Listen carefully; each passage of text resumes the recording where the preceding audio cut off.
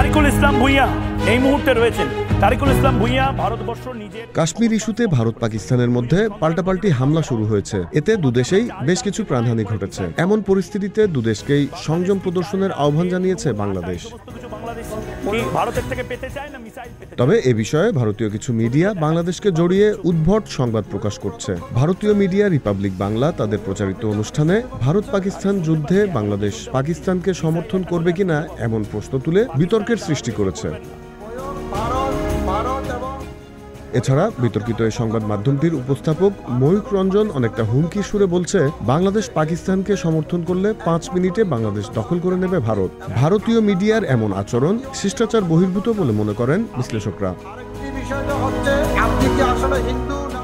মূলত অন্তর্বর্তী সরকার ক্ষমতায় আসার পর চীন পাকিস্তানের সাথে বাংলাদেশের বাণিজ্যিক ও অর্থনৈতিক সম্পর্কের উন্নতি হয়। ফলে বিভিন্ন খাতে ভারত নির্ভরতা কিছুটা কমেছে। এ বিষয়টিকে মেনে নিতে পারছে না ভারতীয় মিডিয়াগুলো। তাই পাকিস্তান ইস্যুতে বাংলাদেশকে জড়িয়ে উত্তাপ সৃষ্টির চেষ্টা করছে তারা। Z news, Dhaka. জঙ্গি জিহাদিদের লড়াই।